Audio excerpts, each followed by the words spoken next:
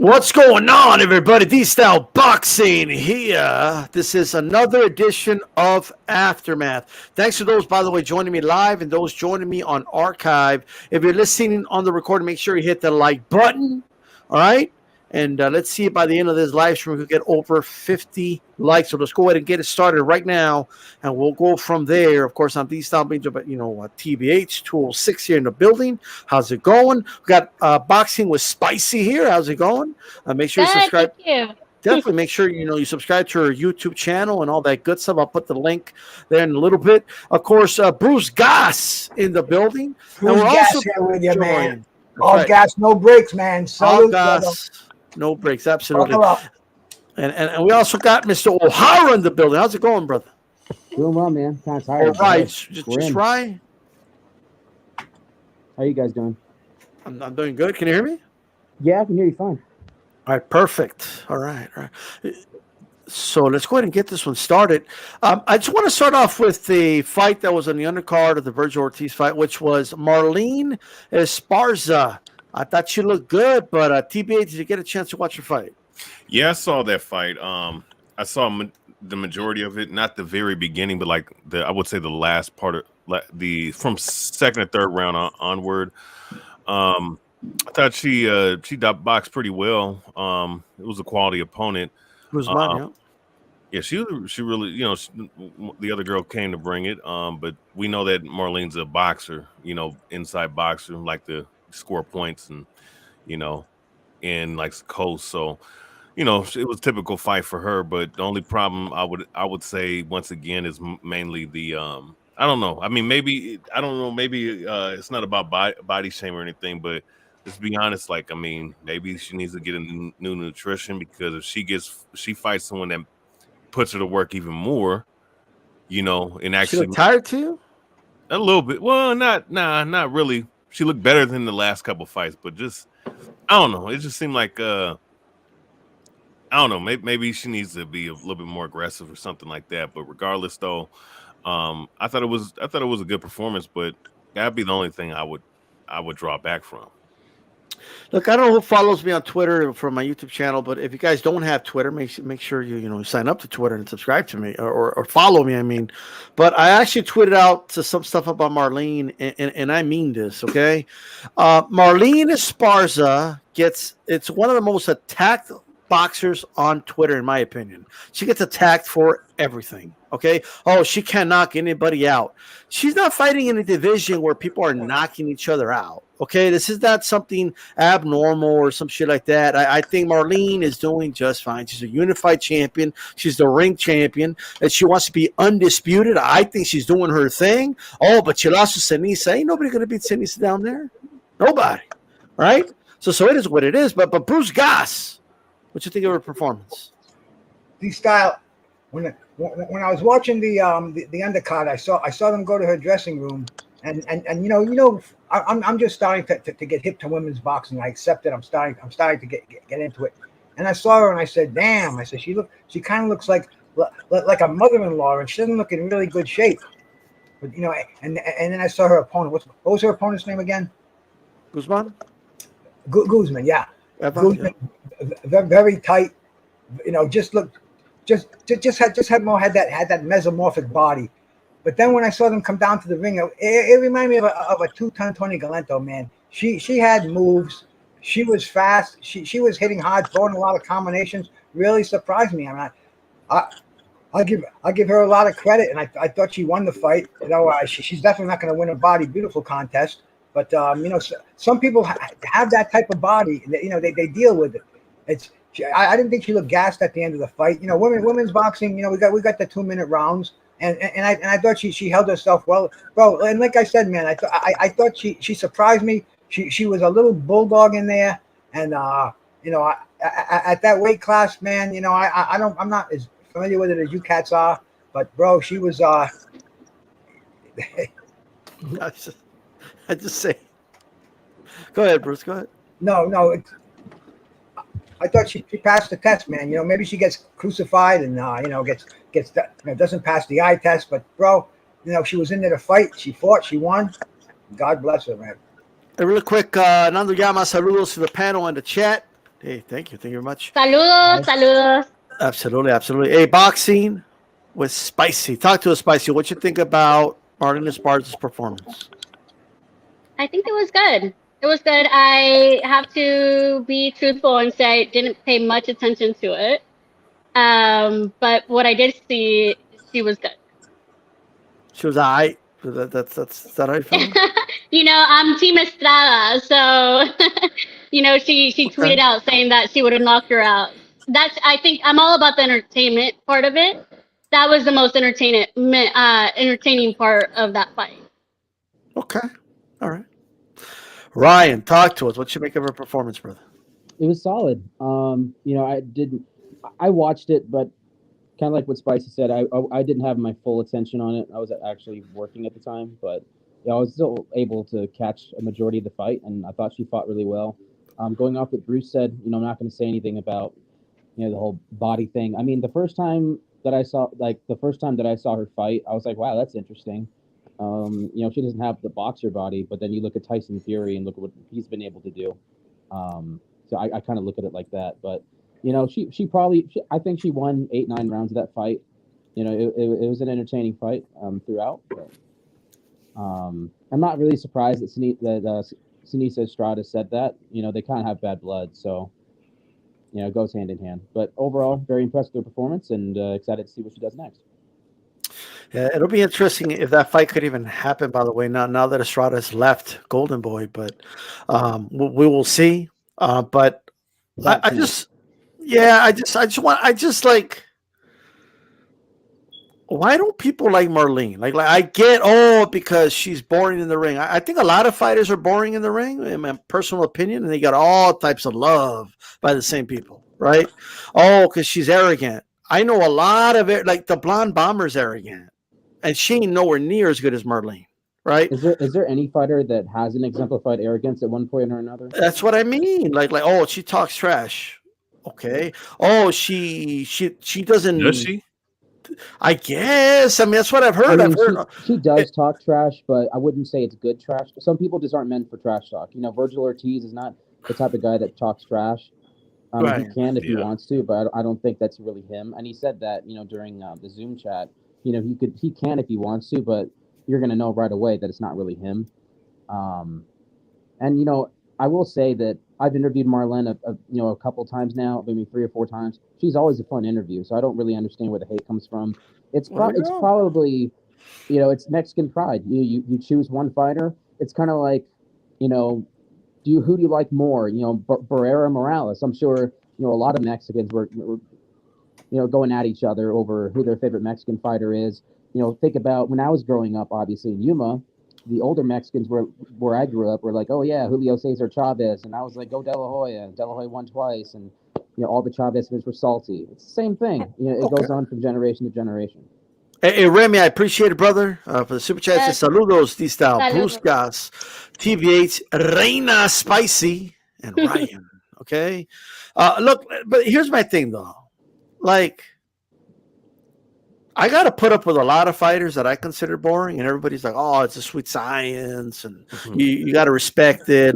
So I think y'all gotta just put up with Marlene. Like that's the way I see it, right?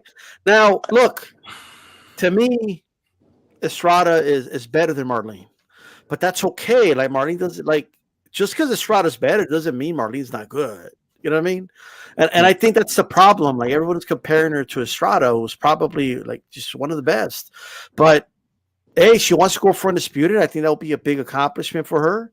She's already unified. She's got 2 of the belts. That's what she wants to do. And I don't think I don't know. Like I think every single Esparza fight, all the mean girls, I don't mean you, Spicy, but a lot of the mean girls get together. They hate on Marlene, and you could call me. I'm part of the mean girls. Yeah, all right. That's all right. I straight up said on my Twitter, I'm not going for Marlene because Siniesa is going to kick my ass. Oh, well, there you go. Well, look, you don't want that, right? Because I don't. So I can't go for Marlene, even if I wanted to. Yeah. I'm still waiting for that fight in the parking lot that we're gonna have. You know what I mean? Shout out to the Me Don, too. Dos Matador, and Sonteo Mira. How you guys doing? But we will see. Look, at the end of the day, as far as the body, she had a baby. I don't know if people know that. Okay, I don't. Tyson Fury didn't have a baby. He's just a fat ass. You know what I mean? It is what it is. I don't know what his excuse is. All right. I don't like the whole body shaming thing. I think it's like you said, Fury doesn't have the best body. I don't understand. Reese doesn't have the best body. I don't understand the body shaming. As long as they're badass in the ring, who cares about everything else? She's got like the Juan Diaz thing going. It is what it is. You know what I mean? Yeah. She's still sexy. Well, you know what? You know what? Why Juan Diaz didn't look all that good? He never ran. He never ran no miles. How do you know he didn't run? Because I checked his regimen like 10 years ago. Oh, come on. No, You were following the guy? You were stalking him? No. When BoxRec's website was actually good. Oh, okay. Gotcha. Well, it is what it is. I don't want any more bullying of Marlene. You know what I mean? But I did want to show everybody the swag. Like, this is pretty, like, I'm just saying. Like, if I could just kind of put this up really quick. This is, like, you know what I mean? It's just, only cool people can pull this off. I'm just saying. You know what I mean? Like, it is what it is. But with that said, let's talk about a fight that happened earlier on Saturday, right? The Conlan fight. Mr. O'Hara, what you think of Michael Conlan? I mean, he dominated Marriaga. I'm not surprised. Marriaga is. It's about time for Marriaga to retire. He's taken a lot of beatings over the last couple of years. So I think this was honestly a great example of great matchmaking. So you have a guy who, was beating Wood before he got knocked out. And, he wanted to get back, have a name on the rest. Obviously not a killer coming off a big knockout loss like that. But Marriaga's a name. He's been in there with Valdez. He's been in there with Lomachenko. So I think this is a great opportunity to get him back into the winner's circle. He looked good, but now he needs to step it up. But overall, he looked good. Real quick, to Lennox was best. She's too pillow-fisted to be truly elite. Ain't none of those girls down there knocking people out left and right. Stop. Oh, okay, Sinisi is. Sinisi, she got a nice okay, you named one fighter, brother. Like the blonde bomber gets called the bomber. She has like 2 knockouts. Like, everybody needs to calm down. Okay, I'm just saying. All right. Okay, but hey, Ryan O'Hara. I mean, not Ryan. Spicy. I'm sorry. What you think of Colin? I did not watch the fight, so sorry. Okay. All right. No problem. Bruce Goss, what you think? I thought Conlan made a good comeback. I mean, the last time we saw him, he was in a hospital bed, and and he was calling for a rematch. And he's a tough son of a bitch, and I hope he gets that rematch. I thought he looked good, and what was his opponent's name again? Marriaga. Yes. He fought well in the fight, but Conlan was on a mission. He had something to prove. And he did prove it, and I want to see the rematch. And I mean, bro, Conlan, he was the real deal. It was a nice little way to start the afternoon off, bro. All right. Hey, TVH, really quick, brother. What you think of his performance? Where do you think he goes from here? I think I think that was a very good performance, especially very good comeback after like Bruce Gass was saying, what actually happened to the guy, the fight earlier against Lee Woods, man. We know that he's a slick boxer. He got a little bit of pop to his punches. He can move, and he displayed all that. Very, very good win for Conlan. And hopefully, he does get that rematch, because I would love to see that. I believe that was the fight of the year. So, we'll see what happens. For sure. Once again, guys, make sure you hit that like button. All right. Let's get to 30 likes ASAP. If we could do that before the 20-minute mark, that'll be beautiful. Okay, so we got a couple people here that haven't hit it. So go ahead and do that. It's a nice straight right to the jab button. Look, man, all I got to say is this. I would actually favor Conlan in a rematch against Wood. So I want to see that fight. I want to see that rematch. I do think if he fights a more disciplined fight, he will win. I just don't know what's going to happen. And I know he beat Marriaga and all that, but I don't know what's going to happen when he really steps up. When he has to fight the Valdezes of the world or the Lomachenkos of the world, I don't know if it's going to be pretty for Conlan. Okay, I'll just say that. But we'll see what happens with Conlan. But hey, shout out to Ireland. You know what I mean? Big win for them. Now we got to get to Blair. Woo! Woo! Flair. Spicy. Talk to us. Well, Bruce Ross takes a big hit. You know what I mean? But talk to us, Spice. I love Blair the Flair. You know, his whole background story of, you know, what happened with his dad, him having to live in Mexico, him training in Mexico. It's just awesome. I love the whole story. I love his vibe. I love that he's exciting. Every time you watch a Blair the Flair fight, it's going to be entertaining. You know, whether it's him getting knocked out, whether him knocking people out, I think it's great. I became a fan when he knocked down Villalobos. And, you know, I was really disappointed in him last time I saw him live against Rocha. I think he held it down good, you know, in the first rounds. But then Rocha came after him like, you know, it was nobody's business. And, you know, the ref didn't give him a chance to come back up. And I think he had a lot of improving to do. And I think he did it. You know, he came back. He was serious. He wasn't wooing, you know. And so it could be appreciated that he took this fight serious. He took his training serious. And we could all see it in the first, second, and third round when he knocked Hooker down. Absolutely. Bruce, gas, all gas, no breaks. What do you think of Blair the Flair? And I know you could appreciate Blair the Flair because you're also a wrestling fan. You know what I mean? What did you think? Were you surprised that he beat Mo Hooker that way? I thought he came back and he was humble and he was a serious boxer. He has a weird style in that ring. It's very, very unconventional. He seems to move forward, plodding, hands all over the place. I was sitting with a guy telling me, oh, he's bombing him with left hooks and right hooks, and I'm like, well, you're almost right, but he was definitely throwing some punches that the average fan couldn't quite just put a finger on what they were. And that was a great comeback because a lot of people wrote Blair the Flair off, but he came back and you and many others, bro, and he comes back against Hooker, who comes in the ring 3 pounds overweight, which is not a good look for a former 140-pound champion. And I understand he has 7 kids to feed at home. So people are talking about retirement, which I don't think that should have been on his mind. But the dude paid $15,000 in fines out of his purse, which couldn't have been 3 figures. And he just kind of showed one of the sad realities of boxing, because Hooker, I mean, and Blair, they're in great divisions right now. These divisions, they can make a lot of money. They can go anywhere. They're in demand. But Blair the Flair, he took it seriously. Hooker, I think he came in there with a so it goes attitude just to get his paycheck. And I mean, he showed that he's not in competition. Where Blair the Flair, man, he has so many options from this fight. He's got that W. And like Spicy was saying, everybody loves him. He's got the reputation. Love him or hate him, you want to see him. What's going to happen to him? His name is going to sell tickets, bro. He's got in-house with Oscar, man. They could put together Ortiz and Flair, and don't say it's too early, whatever, man. You know, the school I come from, Thomas Hearns, 22, we fought Cuevas and fucking Sugar Ray Leonard in the same year.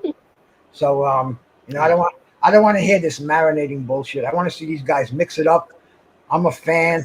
And ultimately, I want to see the champions unify and come to one title. But in the meantime, let these young lions fight each other, sort it out. Don't get that bottleneck at the top, man. Just clear these divisions out, because believe me, an L is not the end of the world. Sometimes an L is gonna elevate you, man. That's the way I look at it. If you go honorably with an L, you're gonna get bigger and better fights. And man, Blair the Flair, he's moving up the ladder. Hooker, I think he should He should look into his training skills or whatever. But man, he wasn't there to fight. He was definitely not in fighting shape, as they say.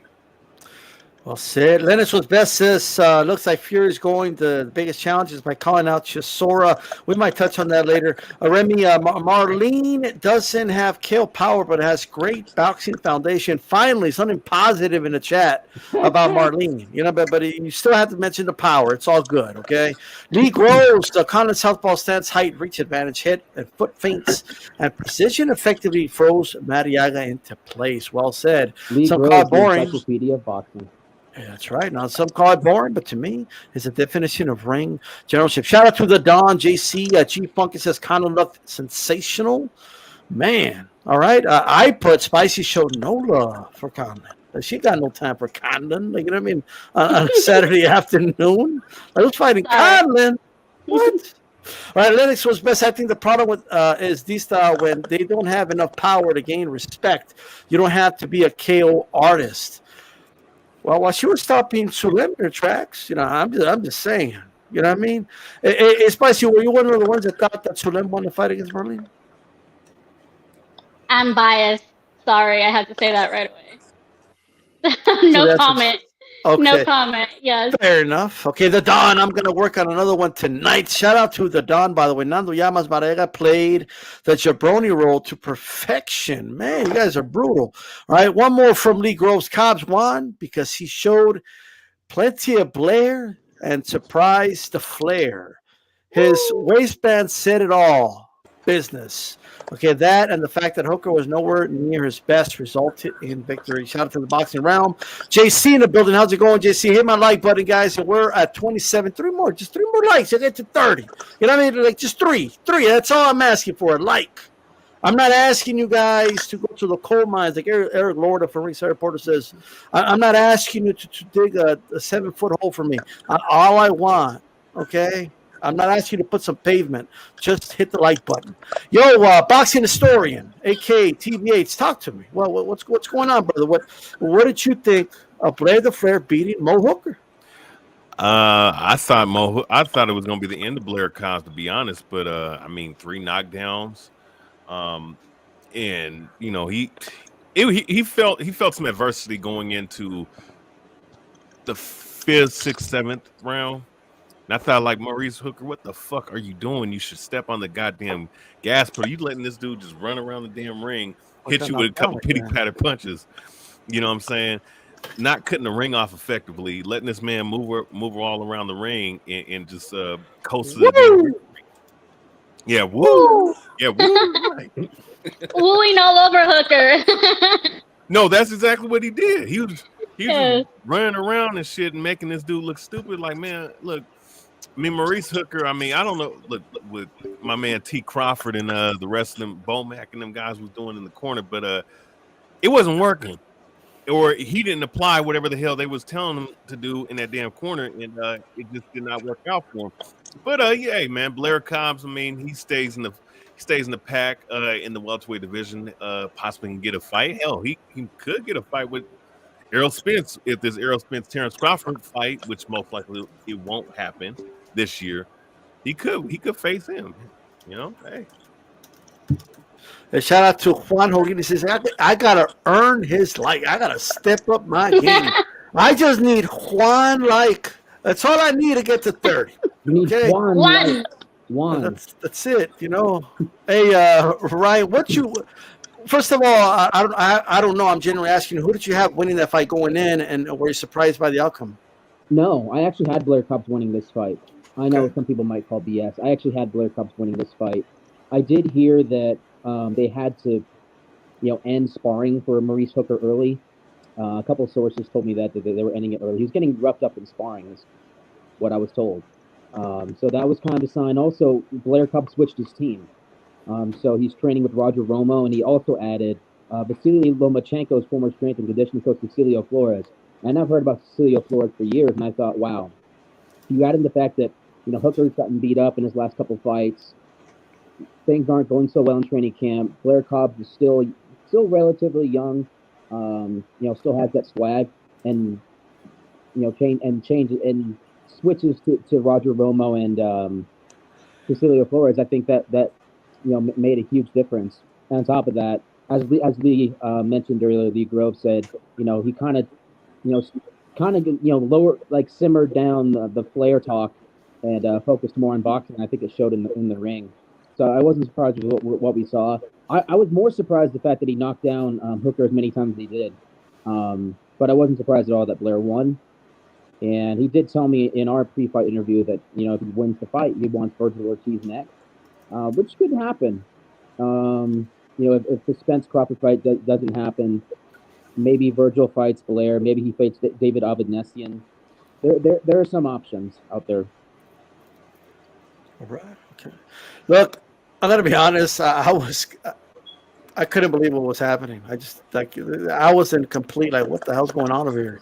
I thought Mo Hooker was gonna beat him up. I just did, and I said if he looks half as good as he did against Ortiz, he's gonna beat Blair Cobbs. Mm. Well, and TVH, you said why didn't he press him more? Because those were not pity pat punches, brother. He got dropped. Oh, he got in the second round, right? Yeah, I was gonna say that too. Why was he running? Why didn't he go? Because he knew there was some come back. That's why. That made him think, and it brings you back to the iconic Mike Tyson line. Everybody knows the line. Everybody's got a plan till they get hit in the face or punched in the mouth. I forget the exact. I'll paraphrase it. But either way, what was it, Bruce? Punched in the mouth, I think it was. Punch in the mouth. There you go. Okay. A punch in the mouth. Oh, speaking of Bruce, that line you said, no marination. I love it. The guy with the last name Gas saying no marination. I love it. That's like the best thing I've heard all week. There you go. Gas it up, man. Yeah. Like look. I like marinating, but not like. I'm not gonna marinate my meat and leave it in the fridge for like. I like this marination better. Yeah. Like, I'm not gonna marinate my food for 5 months in the fridge. Like, I gotta eat it at some point. Like, you know what I mean? Like, I'm sorry. All right. Now, brings me to this. So, some people are already talking about it. Maybe it fell on Golden Boy's lap. Like, Ortiz against Blair the Flair. I think Ortiz messes him up. Now, I don't know, because he got his nickname, I'm assuming anyway, because it's a pro wrestling kind of gimmick from Ric Flair. Ric Flair used to always like cut himself, and it was always like all bloody, and like that's how Blair the Flair would end up against Vergil Ortiz. All right, Vergil Ortiz would beat the shit out of Cobbs. Like, I'm sorry, but hey, maybe Cobbs, you never know. We'll watch him pull that up. I don't know. But I don't think he does. But hey, Spicy, what do you think of Flair against Vergil Ortiz? I don't want to see it. We already, Bruce, so sorry. I know you said it's you don't want to hear the whole it's too early, but I think he needs more experience in the ring with better fighters before he goes up to Ortiz. And, Blair the Flair is known to name drop all these fighters. Spence, he wanted to fight Ortiz last time. I think he just needs to kind of calm down, like his coach said in the corner, calm down and, easily move up, make his way up there. And shout out to Juan over there. Something said, all I need is Juan Mike. Yo. Hey, Bruce, are you all for it, Bruce? Like, is that like a fight you really want to see? Ortiz against Blair the Flair? Woo. I'd like to see that fight. First of all, it would be an easy fight to make. Oscar could make that fight tomorrow. Blair the Flair, he showed me more in that fight. Now that I think about it, that gash that he had on the side of his head, that was a stomach turning gash. That was down to the white meat, as they say. And he boxed smartly after that. He used his head. He didn't go after Hooker. He showed me another dimension. And Ortiz, definitely, man. Keep these guys active. Even an El to Ortiz, I don't think Blair the Flair is going to go out sloppy. I don't think he's going to make a fool of himself. Even if he loses a fight with Ortiz, he's still going to have the momentum going for him. And I think He reminds me a lot of Rolly, and Rolly's another one. Throw him in the mix too. Rolly's talking about he wants to be a welterweight. Get him in there because we need bodies, we need names, and dude, that's what it's all about. Like I said earlier, an L is nothing, man. There's not a boxer that I admire that doesn't have an L on their record, and bro, that's what boxing's all about. Fight each other. Like they used to say in Vietnam, man, kill them all and let God sort them out, Absolutely. Woo! And look, we're at 37, like 3 more, we're at 40. Okay, Juan. Oh, Juan. Can I get that? Like, hey, are you for that fight, Ryan? Do you want to see that fight? Brother Flair? I mean, Ortiz? not yet. I like Spicy said. I think that Blair needs some more fights under his belt. He looked good against Hooker. Hooker was clearly not at his best, so I don't want to see that fight just yet. Get him. Maybe put him against Avanesian. Let's see how he is against a former secondary title holder. Take another step. Take another step. Because obviously that would be his second fight with his new team. It would be in this era, in this generation of boxing. It's uncommon for someone to start with this new team and the next thing step up against a killer. And if he gets blown to pieces, then that's not good. So try to build it up a little bit and then challenge Ortiz. Sounds good. Alonso, amazing. How's it going, brother? I hope you're doing great. I cannot pronounce that to save my life, so I'm just gonna say BU. All right, Ortiz. I gave it my best shot. He gave it his best shot. You know what I mean? Ortiz will literally beat the living dog shit out of Cobbs, and also bruh, do not bring up Spence Jr. versus Cobbs. Well, I'm not gonna bring that. That's random. You know what I mean? But yeah, put him in the dirt. I still remember that tweet, by the way. Maybe Cobbs wants revenge. You know what I mean? But hey, TBH, talk to us. Is that a fight you're interested in?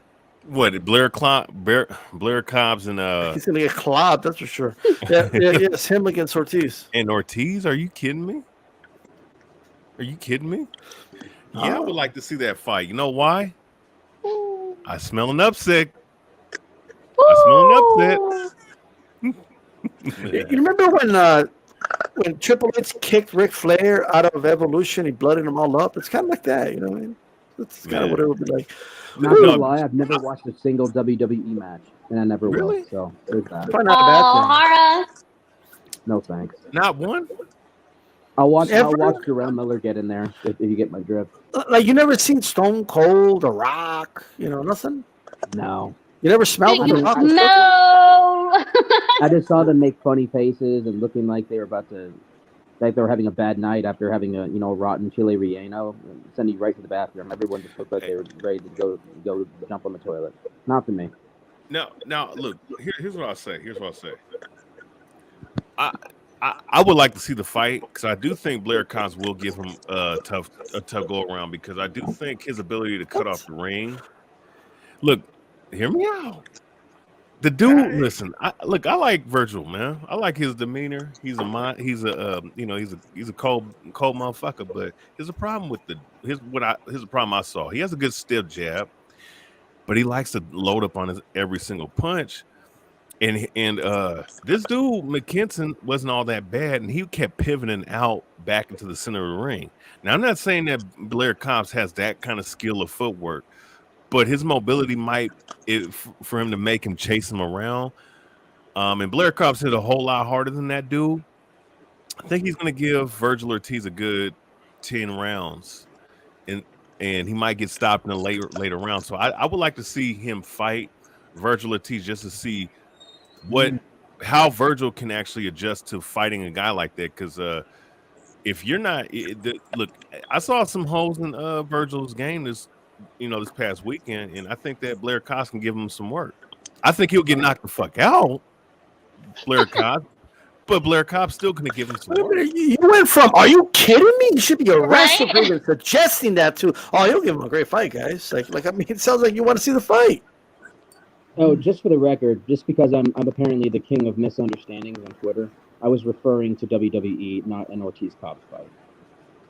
Right, absolutely. But so you never seen like The Rock and it's like I mean, I do his knew that thing? he's a WWE wrestler, but I mean, technically, I have seen a WWE match. It was on WWE 2012. I played it for a couple days, and it was really stupid, so I stopped. So tell me you never seen The Rock? You've never No. seen a people's No. elbow? What's that? People? Oh my god. Like O'Hara. I have no idea. so you never like for example, are you familiar? You're familiar with The Rock, right? Well, I know who the It Rock is. doesn't I knew he was matter. in You're WWE familiar with The before. Rock. That's playing. Yeah. Anyway, you have to get some experience. But anyway, look, Blair Cobbs would get fucked. He would get destroyed. I'm sorry. Like Vergil would beat him up. Like he would literally beat this dude up. If he couldn't handle Rocha, I'm sorry. You're not gonna handle Vergil Ortiz. Right? Styles Like fights though. Styles made. Well, what's Vergil gonna do to Cobbs?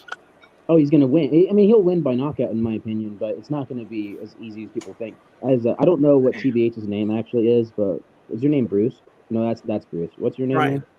Man? Ryan. Oh, you're Ryan too. Okay, Ryan. cool. Ryan. With the B. Oh, Brian, my bad. Right. But yeah, like what you said, I think Blair will give him a more difficult fight than people think. Ryan. Vergil's still gonna win by knockout.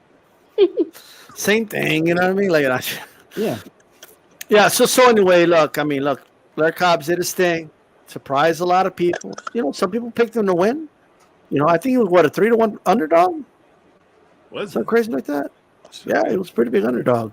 Damn, I should put some- And I think that the fact that I don't even know what to make about Hooker not making weight and being 3 pounds over. I don't know what to make of that. I don't know if that had anything to do with training camp. His body just outgrew him more than he thought. I don't know. I have no idea. But we'll see what happens with him. I don't see him competing on 154. I'll tell you that right now. So Who are you referring to about 154? Mo Hooker. Oh no. If he can't make I think- 147, I think Hooker needs to retire.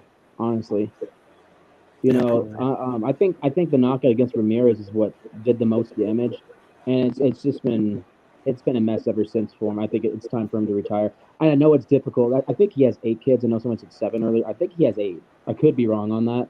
Okay. Yeah, I mean it's difficult when you tell a fighter, "Hey, it's time to hang it up," but you know he has a family to feed. But at the same time, for sure. when you start getting beat up in every fight, there's something else that someone needs to step in and tell him that it's time to hang it up. After Tony Boswell, Vergil would stop him inside 6 with those body shots. Rocha had success with the body and the right. Shout out to Tony Boswell, by the way. Hope you're doing good. Mad Dog, how's it going? Nando Llamas, what's good, brother? Okay, Lennox was best in the chat. Chicano Prophet joining us. How's it going? And we're also being joined by the one and the only Galaxy Boxing. How's it going, brother? What's up? What's So up? So I want to run this shit through you, right? So first, what do you think of? Well, actually, not yet. No, I was going to ask you something that we're not going to yet, but really quick, what you make of Conlan's performance against Marriaga? I thought he looked great. What did we say last week coming in? Like Marriaga was a live dog, and he was a big underdog, but he was live because He was a live dog. He was treated like a dog. You know what I mean? Yeah, he was. But 26 out of his 30 victories were by knockout, right? Nobody called Peter. Coming off of the last time we saw Conlan, he was being taken out on a stretcher after a 12-round war in the fight of the year so far. Mm-hmm. So you don't know how a guy's going to react from that. And to put him in there with a guy who, although 35 years old, although trending down 2 out of 3 losses in his last fight, although every time he stepped up, he's lost. I get all that. But he's a puncher. He's a puncher. And to put your guy in there 6 months later with the guy who can punch, it's a bold move. But what it gets you on the other side of that is we're getting questions answered about Conlan, right? He can bounce back from a loss like that. He can go in there with a puncher and win. And now it gets us right back to Conlan versus Wood 2 talks in 2023, right? It gets us back into that conversation instead of a lot of guys would have waited a year to put Conlan back in there and fight again, right? A lot of guys lose and we don't see him again for a year. A lot of guys win and we don't see him for a year right now. So 6 months later, he fights in a puncher, and he gets right back into the conversation. It's refreshing to see that. And I thought he looked great. He showed his athleticism, constant fading, and Marriaga just couldn't get to him. And I thought he won every round. Looked great. And he gets right back into the conversation with Wood and other fights at 126. And it's a beautiful thing to see. I just can't stress it enough. Like other guys, they would have been more careful, and they wouldn't have fought for a long time after a loss like that. So did you get to catch the Marlene fight? The what fight? Marlene Esparza? I did.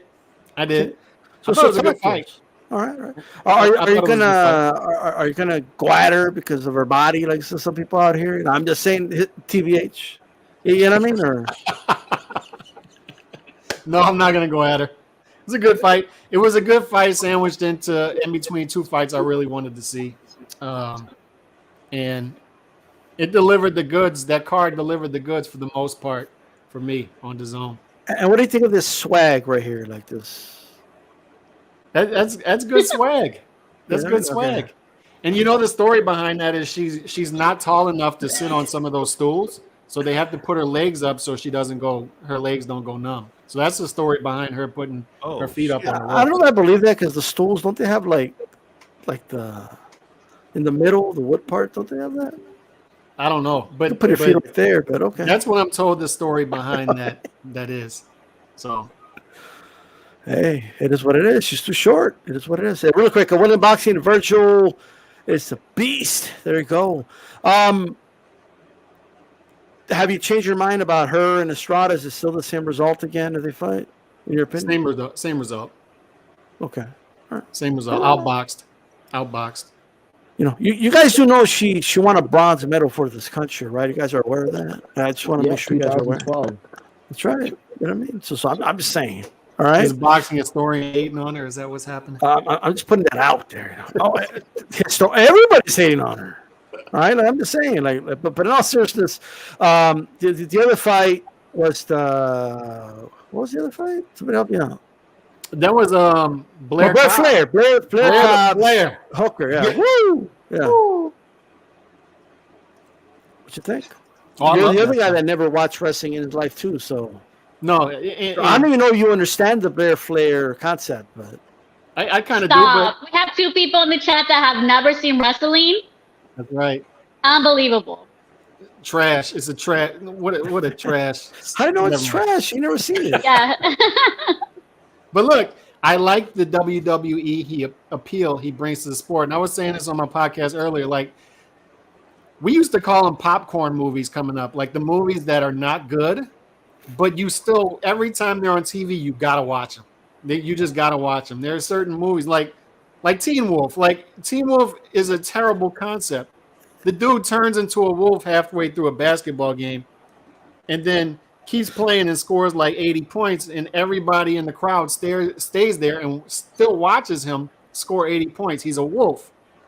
And it's a terrible concept for a movie, but guess what? We stay there and watch. And that's how I felt about this fight coming in. Like, Blair Cobbs, is he ever going to be elite level fighter? No. I mean, come on. Mo Hooker misses weight by 3 pounds. Like 3 pounds. He didn't even try to make weight. He didn't even try. It's a complete clown show. But guess what? I had to watch it, D-Star. My eyes were glued to it. Blair the Flair is skating around the ring like he's on ice skates, like he's a baby deer.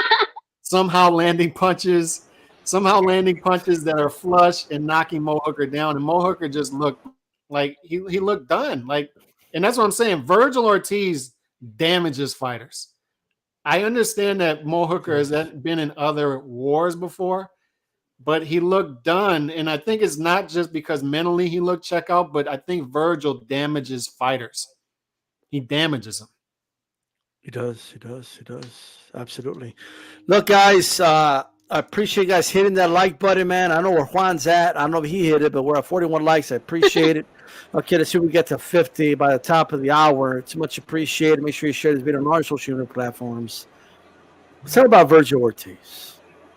All right, and let's talk about his fight with McKinson. Look, I just got to say this.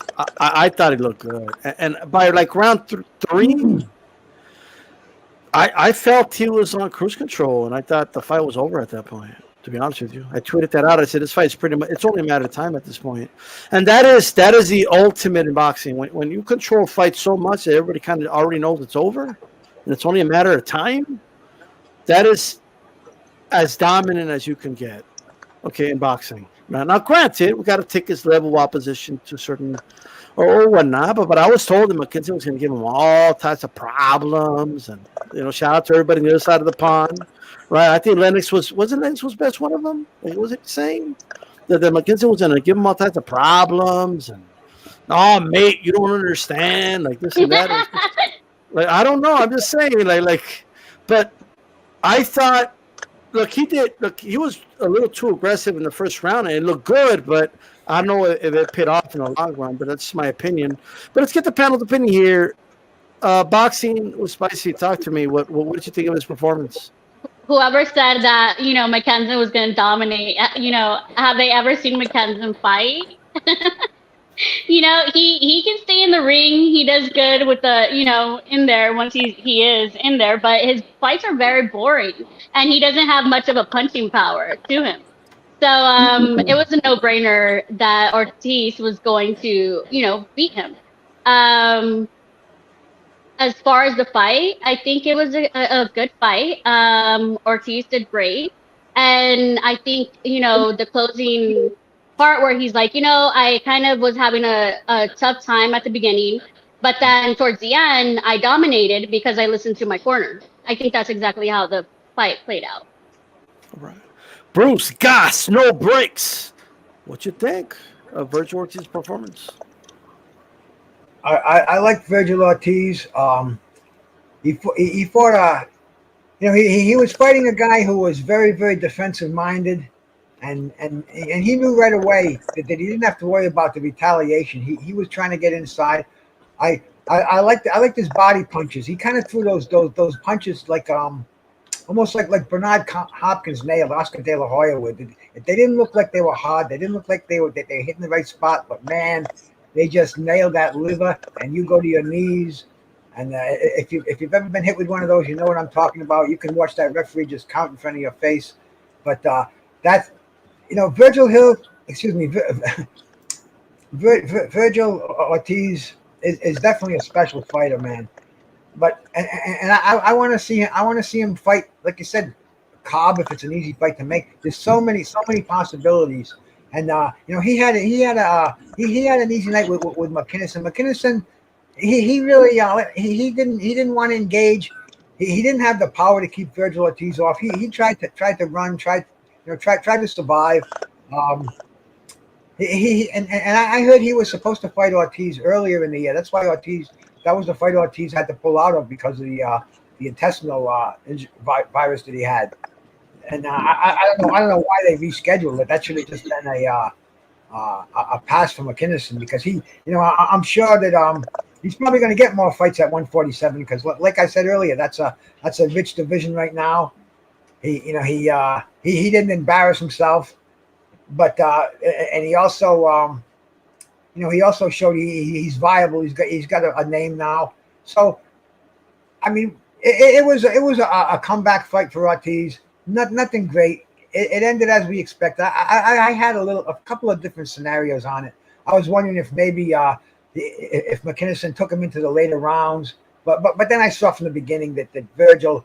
He had it under control, and he was nailing that body, and it was only a matter of time. So decent fight, not a major upset, not even a real exciting fight, but Vergil's back. Just let him keep going. And I think Cali X said it earlier. Once every 4 months minimum. He's just got to stay active, stay sharp. Get whatever ring rust he had off of him. And man, he could wear a belt around his waist within a year.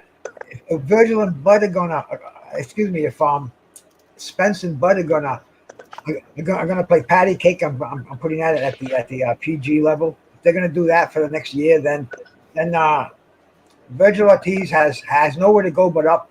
Mandatory. I mean, whatever. If these two guys don't fight, then it's a pity, bro. But Vergil Ortiz, yeah, he's the real deal. Just let him keep fighting right now, man. So many options. Can I say something? And so I think I saw in the comments that Virgil should fight Ortiz. No, wait, Ortiz should fight Rocha. I would love to see that over Cobbs.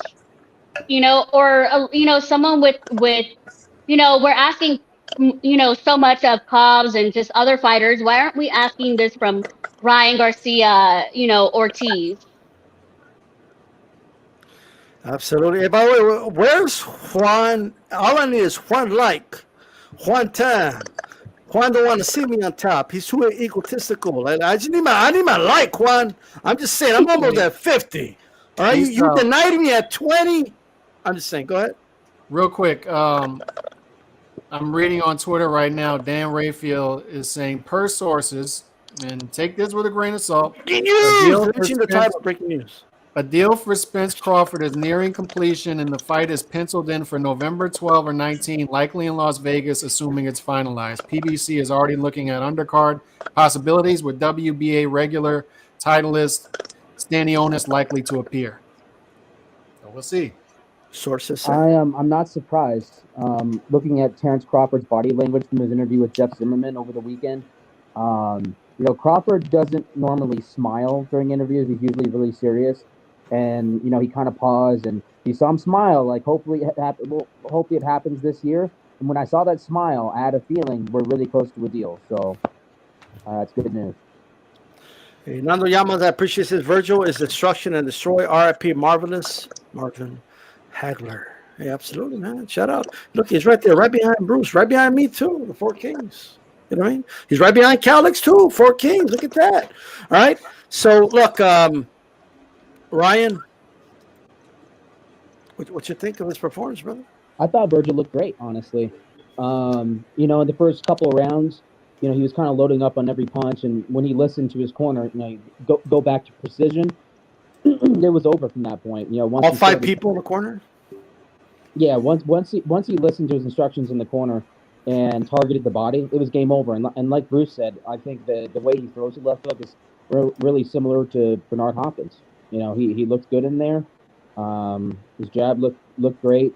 Honestly, I think Vergil will beat Boots Ennis, when they fight.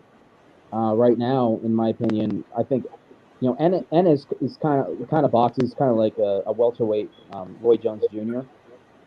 But he gets hit with too many right hands, and I feel like in a fight like this I'm not saying that Ennis is a bad fighter by any means, but some matchups, stylistically are just not good matchups. And I feel like if it's a firefight between Vergil and Ennis, and and Vergil catches him, on the inside, I think Vergil wins by knockout late against Boots Ennis. Call me crazy, but you're definitely in the minority there, Ryan. I put a poll up on my community page, and I probably had 20 respondents to it, and man, 19 of them picked Boots Ennis to beat Vergil Ortiz. Well, hey, I'm willing to be the underdog. So that's why they settle it in the ring, brother. Yes, and I think I was the one person that voted Ortiz, by the way. But I agree with Ryan. I'd favor Vergil over Boots. 55-45, something like that. I agree too. Actually, I remember telling Bruce Trampler to his face at a fight in Phoenix that Victor Postol would knock out Lucas Matisse, and he looked at me like I was crazy. I'm like, no, I'm serious. That was my prediction. You go like this. No. But I will never live down my unanimous decision prediction for Hopkins Kobler for Bernard. That was bad.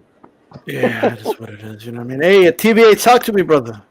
What you think of his performance? I know you already touched on it. You weren't impressed. You're like those Russian judges in figure skating. You gave him a 4. But what you think? Listen, I mean, when much is given, much required, right? And if I have a guy that I do like Vergil Ortiz, then I expect, especially when I'm hoping him and Boots Ennis can get this old guard of welterweights up out of this damn division. and bring in this new wave of guys that's coming in. I expect more, but at the same time, McKinson, wasn't an easy target because he was missing a lot. Credit to McKinson, but I mean, it is Vergil Ortiz's game to load up on punches because he's a power puncher. He has a good jab. He can put his combinations together, a good body puncher. But I mean, a guy with only 2 knockouts in 22 fights. I mean, bro, you got to steamroll that motherfucker in 5 rounds, man. I just don't know in any realm of professional fighting where it's someone who has 2 knockouts. It's someone you should be afraid to go up and touch up. And I'm not saying that he wasn't afraid. It's just that he was missing a lot of shots. But credit to him, he did knock him out in the later rounds, like in the 8th round, right? So yeah, hey, man, and very effective body punching, which wore him out, over the course of the fight. But he still got tagged a couple times. I mean, and that damn high guard, man. And mind you, this, if I'm not mistaken, this is his first fight without Robert Garcia, right? Love the high guard. Not right. My bad. Who's the other guy? He's with Manny Robles right now. Okay. Yeah. Okay, Manny. Yeah. This is his first fight with this, which, hey, he looked the same, but it's just that I don't know. I don't like that high guard, man. You need to fucking box traditionally. What do you want? You want to do the shoulder roll? Or you want to play? No, I mean you don't. Well, when you do this shit, you want to dance around the ring? Is that what you want? What do you want? I mean, look, it's effective, but you're gonna take a lot of shots while doing that. I mean, I don't know, but all in all, I mean, I was looking for a performance like, okay, this guy can beat Spence and Crawford right now. I didn't see that, bro. I see, what Crawford's looking at? He's licking his chops and be like, okay, no, this kid ain't ready, man. Okay. He ain't ready to fuck with me. Oh yeah, he's in a rush to fight Ortiz. I just look at him. Oh, he wants to fight him now. You know what I mean? Like, but okay, we'll get there. Hey, Kellic, so it looks like Juan. You know what? I have 53 likes. I do believe he's one of them. I do believe that. He's the Juan Desire. You know what I mean? Believe when I say. Well, technically, this is going to be that was his second fight without Robert Garcia because Robert Garcia was technically. Well, that's right. Well, but he had a shadow there, right? Did he have his little brother there? I think his son. His dad. It was his dad. The big chief was there. I think so. I mean, I could be wrong on that. I wasn't there for the fight, but I think Coppinger said that. Robert was over there with he was with Franco, and now he abandoned the whole gym to go with AJ. You know what I mean? I don't know how hoping they win that fight. It's a different story. Hey, Calix, talk to us. What you think of his performance? I thought it was great. I thought he looked how he should have looked. Got the stoppage. Got it with body punches. And once again, Vergil is an underrated boxer. I felt he won every round. McKinson, what we said coming in, right? He has historically bad punching power.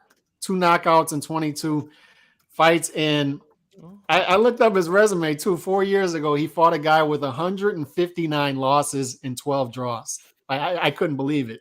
And he actually didn't stop him.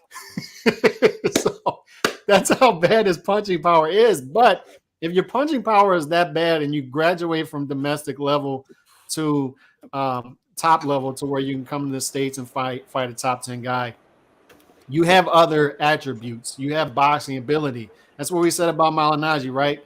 Very bad power, but his up jab was one of the best jabs in the sport.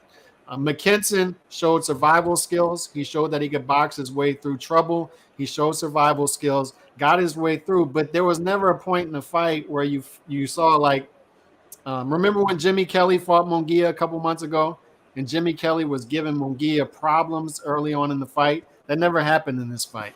And it doesn't happen because Vergil Ortiz is a good boxer as well. He doesn't get hit when he's coming in. He gets hit when he's on the inside doing his work. And even then, he's outlanding his opponent and landing the bigger shots, and he's lowering them into his type of fight. So Vergil Ortiz, to me, he's number 4 in the division right now. Ugas has earned his credit with some wins. You still keep him there at number 3 for the time being, but Vergil Ortiz is up next. Let's say Crawford versus Spence happens. As I was, Bruce Gass alluded to it earlier. I spoke about it on my podcast earlier. You worry with Vergil, you worry about quantity and not quality right now. Keep him active. This dude should be a star. 19 knockouts in 19 fights. The guy has boxing ability. He has a nice built-in fan base right there in Texas. He should be a star, but you have to keep these guys active. You can't build an organic fan base if you have part-time fighters fighting once every 12 months. Golden Boy's number one mission right now should be to get Vergil Ortiz back in the ring before the end of the year. That should be their number one mission. This guy is a star. He is the star of that stable. People keep talking about Ryan Garcia. I'm telling you, Vergil Ortiz is the star of Golden Boy. He should be. You got to keep this guy active. He's got the substance as well as style. So you got to keep this guy active. Fight again before the end of the year. Worry about quantity, not quality. I don't care who it is. It can be Evan if he comes to the table. Hopefully he comes to the table. They fight that fight. It could be Blair Cobbs, anybody. Just fight before the end of the year. Hey, look, I'm just going to say it. First, obviously, I thought he looked great in the fight, but I'm just going to say it. And like, Vergil Ortiz would beat Boots Ennis. I'm going to say it. I don't care. I don't like this anointment, the anointment syndrome. That's what it is. Like, all these fighters just get anointed before they do anything. They just get anointed. Well, he looks like it to me. He looks really good. I can say, like, well, of course he looks good. Look who he's fighting. You don't think Vergil will do the same shit to those same dudes? He's fighting guys coming off 3 straight losses, guys. Okay, I'm sorry.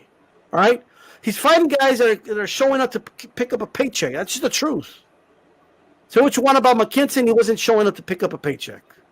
And like G Funky said, I would favor him in a fight. I would favor McKinson against any of Boots' opponents, and any single one of them. All right? I want to see Boots in the ring with a guy like Mean Machine and see if he knocks him out in the first round. All right? Then I'll be impressed. Then I'll say, okay, oh shit, all right, cool. Oh, but Vergil gets hit. Like, well, no shit, it's boxing. Of course he's gonna get hit, right? Newsflash, boxers get hit. Now I know, and look, I know Ryan said it. I know Cowlick said it. Is Spicy gonna say it, or are you Boots all day, every day, or like who would you favor in that fight? No favor. Put the fight on. Let's see who gets it. 50-50. You gonna flip a coin? 50-50. My heart's not in it. I'm not in it. It's just kind of like, let's see who's the best. Prove it. But if I asked you like what you like, Marlene or Estrada in a rematch, you would say Estrada like this. I am, because I'm biased as hell. Or I would say Ortiz because I'm biased. You can't ask me these questions because I'm going to tell you I'm biased as hell. I'm going to go for Ortiz because he's, our Mexican golden boy fighter. Okay, all right, fair enough. Bruce, Gus, who's your favorite in that fight, brother? Second most anticipated fight in the welterweight division today, probably within the last 10 years. This is 2 young lions on a collision course. This is another fight. I think it's destined to happen.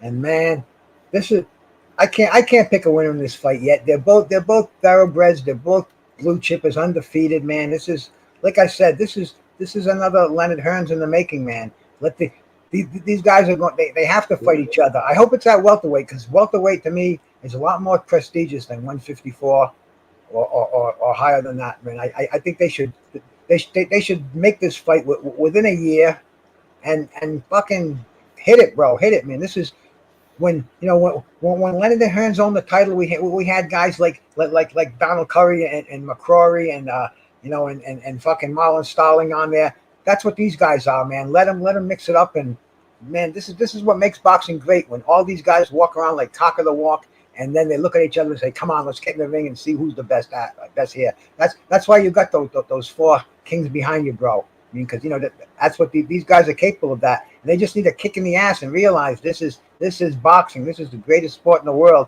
We can be the leaders here, man. Let's do it. Let's rise to the top.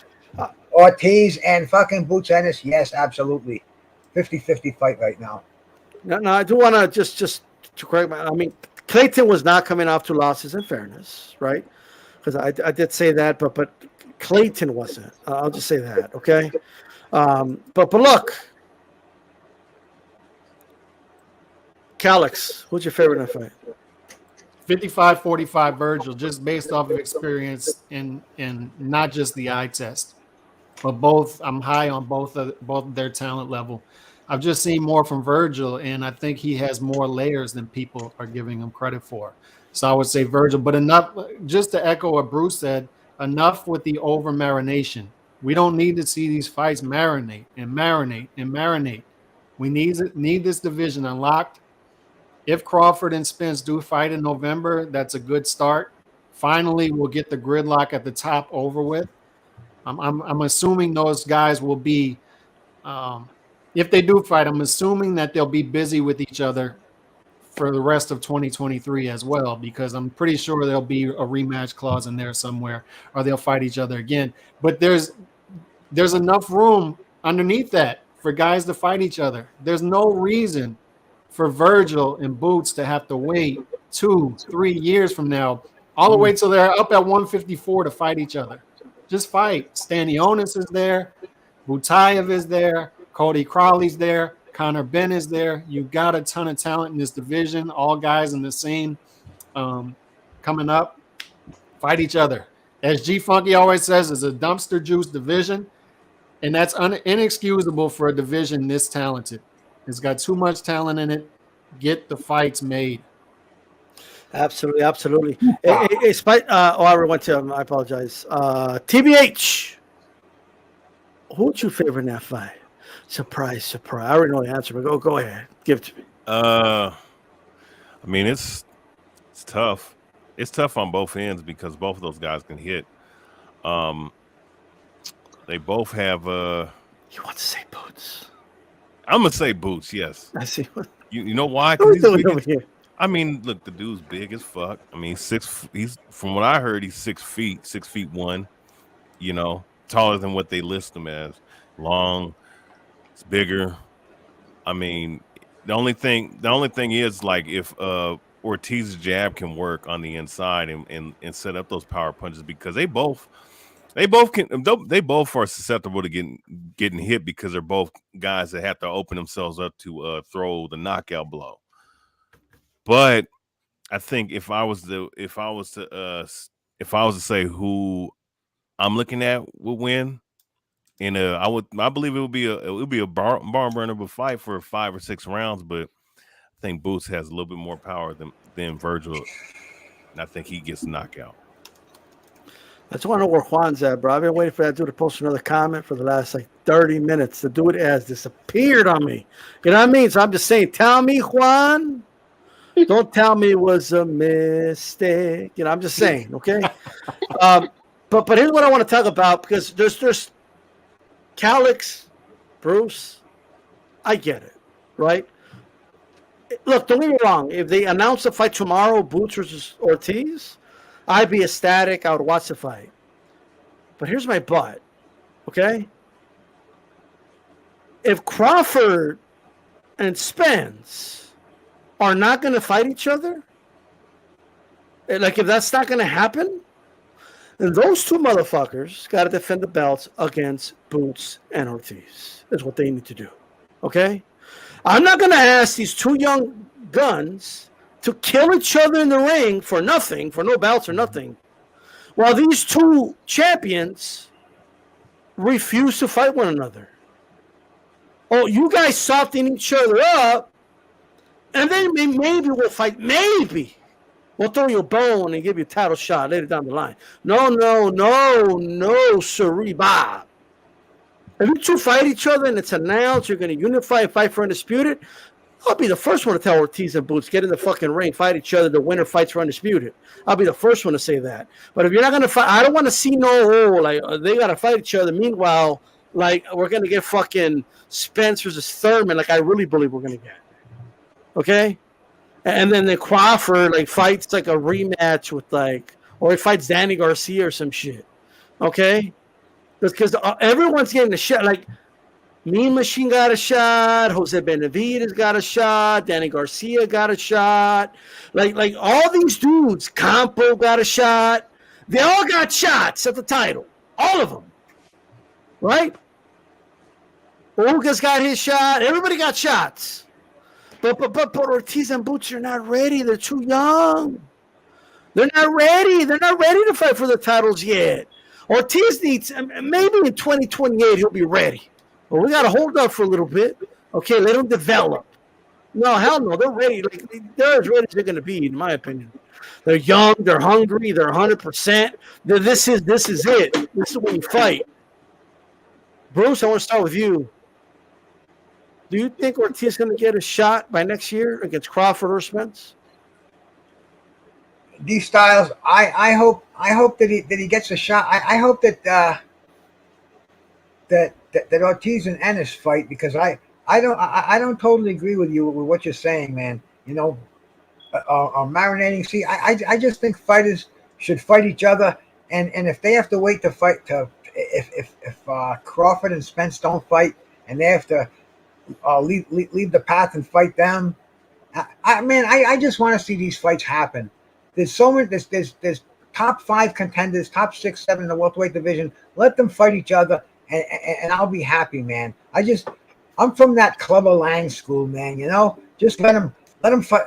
Let the bums. You just fighting bums, so just keep fighting, just keep winning, and you're going to get recognized. The business of boxing, it sucks. It doesn't give us what we want. Clubber Lang got his shot. All the fighters can do is fight each other, and Ortiz and Boots Ennis, they're 1 and 2 as far as I'm concerned in the welterweight division. Whether they fight each other to get the ultimate contender, or play the game, because Spence and Crawford are fucking up the division, man. You know, they're not making it fan friendly at all.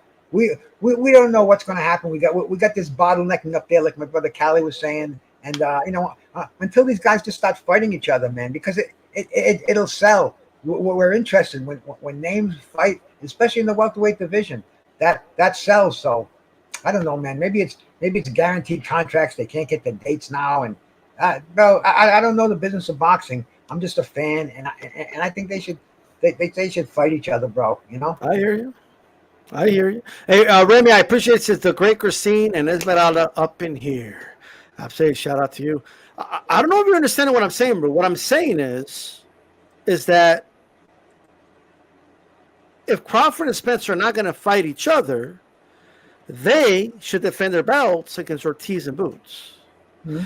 If they do fight each other, then yeah, I'm all for them fighting each other. That's what I'm saying. Yeah, like I kind of thought I answered you, man. Yes, they're the number 1 contenders or the number 2 contenders, respectfully. So yeah, Spence fight them. Bud Crawford fight Boots, and the winners will come together again. But they have to fight. That's what boxing's about. Welterweight division. We need 1 champion. I don't get why it's this murkiness isn't cleared up. You know, if I was in charge of boxing, it would be a lot different. But it's way above my pay grade, man. They're playing games that I don't understand. So I watch what they put in front of the set, man. You know. I just want to go over this really quick before I go to you, Calix. I'm just going to go over the rounds. Round 2, round 1, round 6, round 1, round 6, round 4, round 3, round 1, round 2, round 3, round 2, round 1, 4, 2, 1, 1, 2, 1, 4, 6, 1, 6, 4, 2. That's how many rounds Boots has fought per fight. Y'all don't even know how this was going to look in the second half of fights. You don't even know what's going to happen when these kids, because Ortiz won't take them in deep waters. No, Boots might pass the test. I don't know. But Calix, well, that's it. Will he get a shot at Crawford or Spence or any belt by 2023? No, here's what my instincts tell me is going to happen. Spence and Crawford will fight this year. I think they'll fight this year, and that takes those fights off the table for Vergil Ortiz. I think not only for this time, but I think after this fight, I think Spence and Bud are going to take a break for a while or fight each other again. That's what my instincts tell me. They're going to be wrapped up with each other for a while. And I've been saying for a while, if Vergil Ortiz gets a belt at 147 before he moves up to 154, it's going to be through the vacant process. It's going to be Bud or Errol saying, I don't want to defend all 4 of these belts at once. I'm going to drop one of them or 2 of them or all of them as I move to 154, and Vergil's going to get the belt that way. I don't think Vergil – I really doubt he gets the Bud Crawford or the Errol Spence fights. So my main thing is this: quantity over quality. You don't wait. All the dominoes are waiting to drop once Spence and Crawford decide what they're going to do. But I think if you're Vergil Ortiz, you have to get another fight before the end of the year. Look, it's inexcusable. They're clogging traffic. Right. There's gridlock because of them. You're right. But what I'm telling you is it's inexcusable that Vergil and Boots, and I understand the issue with Vergil, so I give him a pass there, but Boots in particular, he's only fought once this year, and it's August.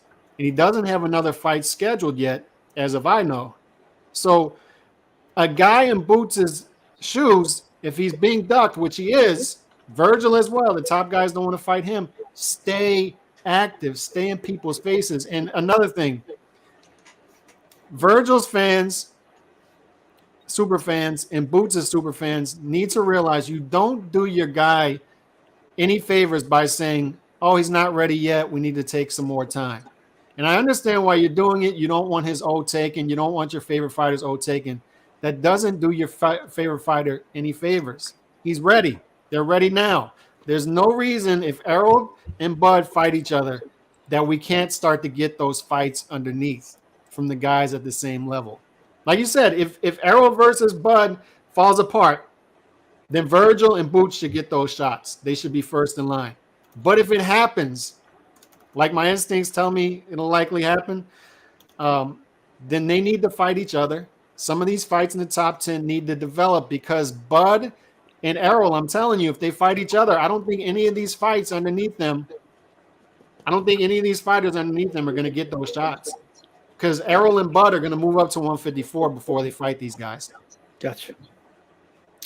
Spicy, do you think Vergil's going to get a shot anytime soon? No. With everything Kelleck said, if Spence and Crawford happen, then I can see them, that's a tough fight. So I can see them kind of wanting to cool down, maybe fight another fighter in between that, but that won't happen until probably late 2023. So, and then I don't really believe in Golden Boy per se, because I think they feed their fighters, easy fights. So it's not just on, Spence and Crawford. It's also on the promotional company, whether, they let it happen or not. Interesting. Okay. Hey, Calix and Spicy, you do know Vergil's ranked number 1 in 2 of the sanctioning bodies. Yes. And number two in the other one, and then the other and one. It was number 1, but they mysteriously moved them. That's ridiculous. And I think the IBF, I don't think they've updated their rankings yet. And Boots is number 1 in one of them too. So, hey, I'm just saying. Okay. What are you saying? I'm not understanding what you're saying. If he's rated number 1, it just takes one of the sanctioning bodies to say we're mandating the fight. Either you vacate the belt or you fight it. That's all it takes. How many times have they done that lately and the fights still don't happen? Like Zurdo versus Bivol and nothing has happened. They gotta enforce it. The business of boxing. We'll see. And there's one thing De La Hoya has. He just bought like a $10 million home. He's got money. Listen to what you just said. They have to force it. You're relying on the sanctioning body to do what they should be doing. They better do what's good for Vergil and Boots. That's the future right there. I'm just saying, like, don't they want to look into the future some way, somehow? We can all hope, right? Yeah, we could all hope. I guess, I was just asking a rhetorical question. I know the answer. They ain't gonna do. They just make it up as they go. I know that, but I'm just saying. It's like the sanctioning body treats boxing like the way we treated Monopoly when we were like 10 years old. Like we just made up the rules. That whole thing, Yeah, it's still from the bank. You already lost, but you're gonna get a loan. Like, they're gonna Sneak give a you more house. money. Like I grab a couple greenhouses and sneak them on the board. Yeah, you should own this property, but like whatever it is, right? So making rules up, like I played Mexican Monopoly, where like we had the pot in the middle of the Monopoly, and I heard that was not a thing. Like what? Like, isn't that a thing? That's how we played it. It is what it is. Hey, TBH. What's up? It's Vergil Ortiz gonna get a title shot because you're saying he's he's easy to beat and all this other stuff, but nobody wants to fight him. Okay, maybe I'm exaggerating, but you know what I mean. Well, I didn't say he was easy to beat. He's definitely not easy to beat. But look, I think that if the fight weren't to go down, which I had to, look, for me, I'm just tired of this bullshit. They just I don't enough fighting to say that they're fighting. If he fights Terrence Crawford, I think he'll give Crawford a good fight. But I do think Crawford might outpoint him. But Crawford could stop him too. But if he fights Errol Spence, I think that's the matchup that is more favorable because I think jab for jab, I think his jab can match Errol Spence, especially if he pounces on Errol Spence in the first 4 rounds, because Errol Spence starts slow. If he does pounce on him in early and start taking it to him in the early rounds and really establish himself as the physically more stronger guy, which I think from just looking at both guys, I think he would be. I think he has a chance to beat Errol Spence. I think he has a good chance to beat Errol Spence, but Errol Spence we know is a dog and he's tough dude. But I think that Errol Spence is not faced. I'm gonna be honest. Between Errol Spence and Crawford, Errol Spence has not faced a power punch. Name me one guy that's a real legitimate puncher that he fought in the last several years that we've been seeing him fight. That gives you that kind of threat. I think that Vergil Ortiz he ain't seen a guy like that. And Vergil Ortiz can box as well. He can put his punches together, and he has a good jab. So I would say that if he fights Errol Spence, I would favor him to beat Spence just because of those reasonings. If Sean Porter, who's not a puncher but is a high volume explosive guy who comes at you, can give Errol Spence a good fight, they can implement the same game plan. He may not be as quick coming at you, but I think he's an overall better boxer than Sean Porter. I think Vergil Ortiz can beat him. But as far as him fighting Terrence Crawford is going to have a field day countering him. But the only thing is, what happens if Crawford gets hit? That would be the only thing. So I think he's semi-ready. I just rather see him fight one more top 5 guy before fighting one of those guys, in my opinion. There you go. Vergil versus Stanionis would be a bloodbath, by the way. Yeah. Please make that fight. That fight's impossible to be boring. That fight will be fire. I'm just saying that right. That's a great fight, actually. Okay, I do have the link, guys, to Boxing with Spice here channel. You guys could go ahead and subscribe. I still don't know where Juan is. Hey, Juan, is it getting better? Or do you feel the same? Will it make it easier on you now? You got someone to blame. Make it stop, Juan. Just say, just do the like. Just Juan comment. love, Juan life. Anyway, I just need Juan like. That's it. Anyway, with that said, I just want to do a quick. Me and Calix have a show called Days of Futures Past. So make sure you subscribe. Tuesday, Wednesdays, catch me and Calvin Calix 2.0. So I want to do a quick one right now. Since we're just 2 weeks away from AHA fighting Usyk. That's the future we have right now. But how different would have things been if Andy Ruiz wasn't seduced by Eddie Hearn with those trays of pizza and tacos in Saudi Arabia? And you're gonna get all fat and look like a walrus. What if Andy Ruiz trained, took it serious, he went in there and beat Anthony Joshua in the rematch? How different would have everything been in the immediate aftermath?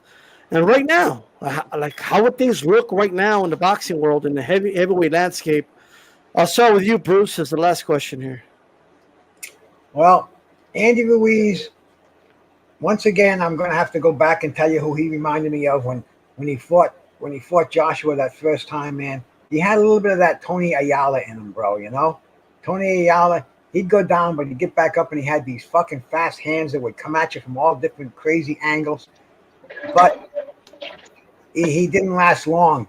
And Andy Ruiz, I don't know if he had beaten Joshua in that rematch and he had gone on.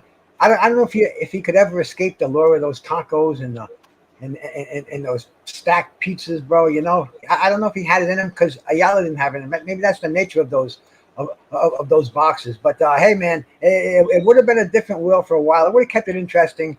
But I mean, let's face it. Aside from us boxing fans here, nobody cares who the heavyweight champion of the world is, man. You know, it doesn't. Next week when this fight that I'm anticipating like a motherfucker happens, the next day I'm going to go walk my dog and I'm going to tell these cats, oh, did you catch the Joshua and Usyk fight last night, man? What a knocker. Oh, no. Well, who are they, man? MMA? I'm going to be, oh, man. Really, no, I think that's how popular boxing is to the general public.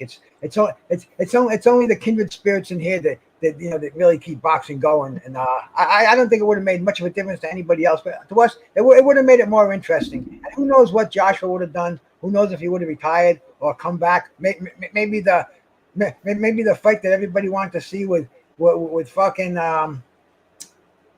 Joshua with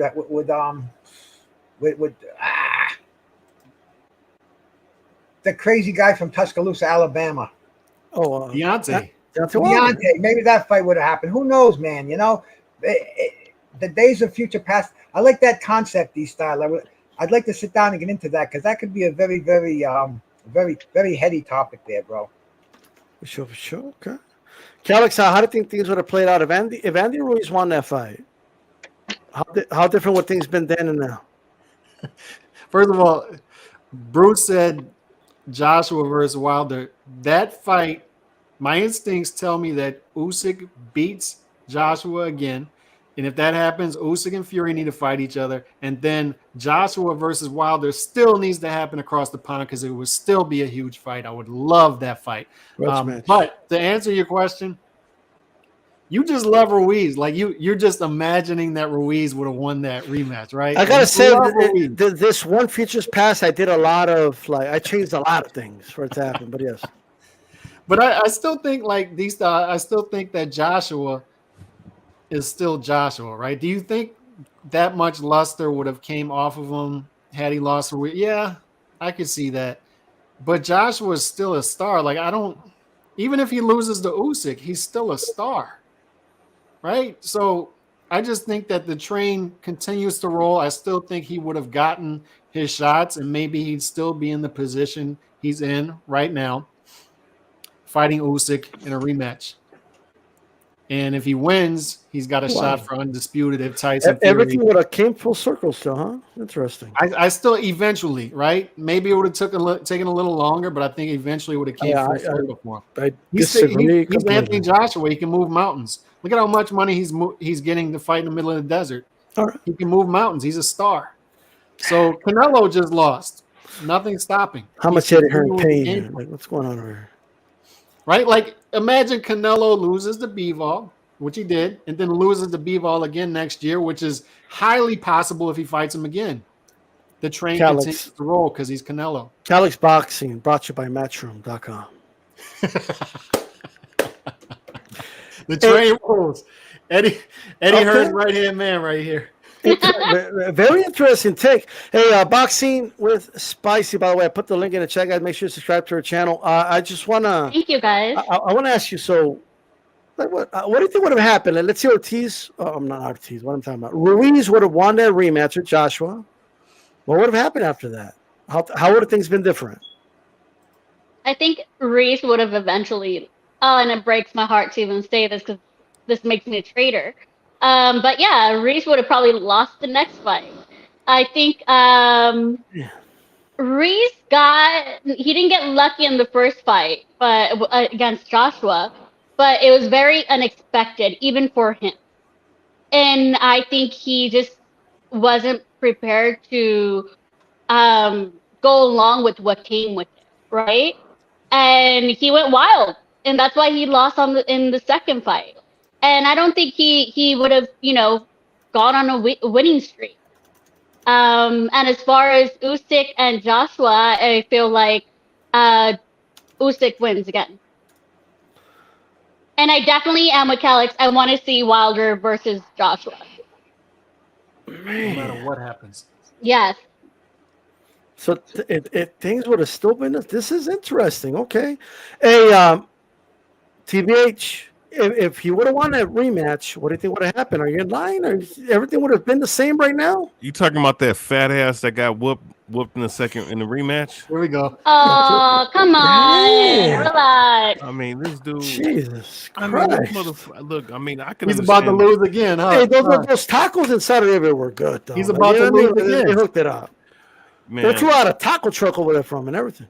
man, you know what? Look, Eddie I like Hearn. don't get it twisted. I like tacos, especially the hard shells. But god damn it, dog, this motherfucker. I mean, you're not exactly Adonis over here either. You know what I'm saying? Oh, well, I'm more of Adonis than him. Well, more Zeusy. You dig what I'm saying? But look. On the real, man, this fat motherfucker, bro, sat up there, in the second fight, instead of doing what he was supposed to do and getting in shape and running the damn miles, hell, getting in the damn pool and swimming, that could lose weight as well. The motherfucker went to the first buffet that he saw and spent, I don't know, maybe 25% of what he earned in the first fight and didn't even prepare for the second fight like that. But I give him this, though. I mean, he's a fat motherfucker with hand speed. You understand? He could box. Had he would have committed himself, I mean, Anthony Joshua is like a train wreck waiting to happen with his chin. And he's soft as hell, too, just like most of them British bums that are over there in the UK. If Andy Ruiz would have did what he's supposed to do, he would have knocked that bum out. My bad, not a bum. Well, yeah, you know what? Great Britain. Most of them guys are bums. I mean, because they soft as fuck. He's taking shots at everybody. I mean, it is what it is. He would have won, but he wanted to be a fat ass, so he lost. Dang. I don't really appreciate the whole, having to get back in the ring after you won right away. I think fighters, if they choose, should go all out, go and experience life and go wild. And I think that's exactly what Andy did. Oh, he did it. And I don't see nothing wrong with it. Yeah, he lost again, but it's just kind of like, it's just such a drag to beat, Joshua and then have to prepare again just to beat the same guy. Andy needs discipline. That's what elite fighters have to have, and Andy doesn't show that. True. Yeah, I lost 3 likes when I sang, but it's not that bad. Like, you know what I mean? I'm just saying. You know what I mean? But I thought you did pretty good. But thank you very much. You know what I mean? And it was the Backstreet Boys. You can't go wrong with that. Well, that was you too. The last one was you too. But Bruce wants some jazz though. You need to sing some jazz for Bruce. He's a jazz fan. Is there any jazz songs with the one on it, like Juan? Juan is the loneliest number that you. There you go. Let's go. Come on. Another light. More light. We could go all over the place with that, D Styles. Yeah, for sure. Yo, look, here's what I think. I find it hilarious. The whole panel, like, they can't imagine Ruiz being successful after this. No. He just wants to be successful. That's all Andy wants. I haven't seen it, by the way. Remember he was taking those, like, Andy Ruiz is the only professional boxer, male anyway, that uses, like, the filters. You know what I mean? Like, what's going on, Andy? You tricked us. He's got a butt tattoo. Detail. He's got a butt tattoo. Oh look, God. He's a one-hit wonder. I never saw that tattoo. Even Milli Vanilli had multiple hits. We can't call him Milli Vanilli, but he's Vanilla Ice. He's a one-hit wonder. He got his shot in.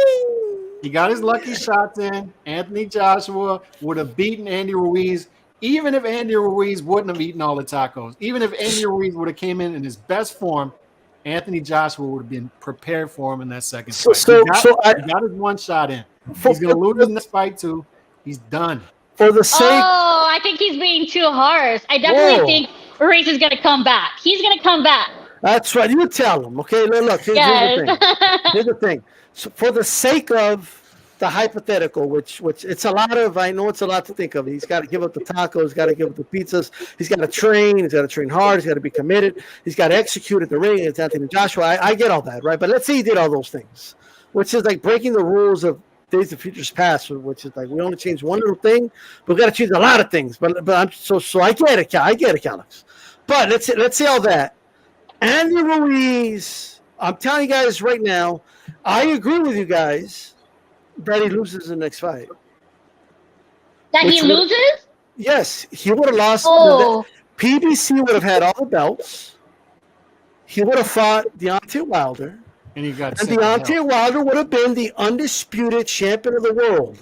Deontay Wilder would have then fought Tyson Fury. And Fury would have become the undisputed heavyweight. We would have had an undisputed champion of this world, in my opinion. Unless some crazy shit happened, but you never know, right? But that's what I think. I think right now, Fury, who's calling out Saint Chisora, is running from him. Oh. I don't know, but that's whatever. Okay.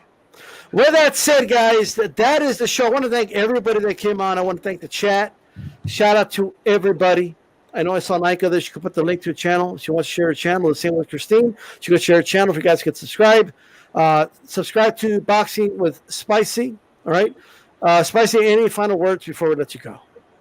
Just want to say thank you to all of you guys. You guys all rock. And yeah, thank you for the shout out. Absolutely. You know, everybody follow her on Twitter as well. All right. Calex, any final words, brother? I'm hoping that Dan Raphael's reporting is correct and we get Spence versus Crawford in November. What a great fight it would be for boxing.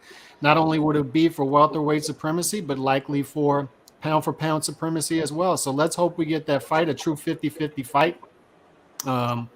And I can get my Bud Crawford money that I've been hoping for a long time. People are lining up, betting me that Errol Spence will win that fight, and I'll gladly take your money because Bud Crawford will win that fight by stoppage if it does happen. And my second point real quick is, speaking of Ruiz, we can never, ever, ever let a dude with a butt tattoo become undisputed heavyweight champion of the world, and thank God it didn't happen. Well, there you go. It's hard. I don't have a comeback for that. Like, you know what I mean? Bud will be the undisputed welterweight champion of the world in November if that fight comes off, and he'll do it emphatically by stoppage. Well, there you go. That's Calex. Catch us tomorrow on Wednesday, guys. All right. Peace. Bruce Goss, no breaks. Talk to us, brother. And everybody subscribe to Bruce Goss, by the way. Style, bro. Sitting here hitting on the Toka 2, talking the fucking boxing, bro. I love it, man. You know, you got some very cool people in your chat out there asking, making some serious comments, asking some cool statements, bro. I thank you for having me come on here, man. Cali X, Chili, my brother, the historian up there, man, and UD Style, and Ryan, man. I don't know where he went, but he said he seemed to have a lot of boxing knowledge in his head, man. Good time up here, man. You know, man. I have a tough time picking winners in these fights because if I didn't, then we could settle it over here on the debate floor, man. This is what it's all about. Get these guys in the ring, find out who the better fighter is. The only way to do it is mano a mano. That's why I love boxing, man. Thank you so much for having me over here, man. I hope to see you next week, guys. Peace. That's right. Shout out to Bruce Goss. Everybody subscribe to his channel. He put the link in the chat. All right. Hey, Brian, this has been another episode of If You Fuck With TBH, You Are My Enemy podcast. So any final words, brother, before we close this one out? Yeah. Nah, man. Hey, man, another good show. I salute to D-Style Boxing and HCP. Please subscribe to their platforms, please. And what was I gonna say? Oh, yeah. It's gonna be a better card this weekend. I'll tell you that much. Yeah, Teofimo Lopez will be coming on and everything. Hey, man, thanks for coming on, brother. Have a good one. Not a problem.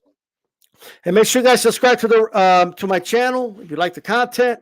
All right, hit the like button. In all seriousness, thank you for putting up with my shit. Okay, I appreciate it. I've had a long day. I'm ready to close this one out, and hope to see you guys on Thursday on Ringside Reporter. We're gonna have the roundtable. We have Los Tres Chingones. Okay, and so some other guests. So Box Talk 1 will be on. So we have a great panel. So make sure you guys tune in for that. Also, hey, In the Ring with Christine, subscribe to her channel and catch Women Crushing the Wednesday on Wednesdays. I'm going to listen to see if they show Marlene some love. And I'm going to be listening really, really closely. You know, just see if they could just, you know, just say one nice thing about her. That's it. That's all I ask. You know what I mean? You could bash her the rest of it. I just want to hear one nice thing from all four. Just, and they can't say the same thing. Just one. That's it. That's all I ask. That's it. You know, no. She's like, bye. Like it's not that hard. I'm just saying. All right. We don't want it to be known as the Hating on Marlene podcast now. We want it to be known as Women Crushing a Wednesday. You know what I mean? So in all seriousness, subscribe to Christine. And I'll see you guys around, man. I'll be on Calix's tomorrow. We'll let you know. I'll share it in the community page. This is The Style Boxing. I'm out of here. Peace.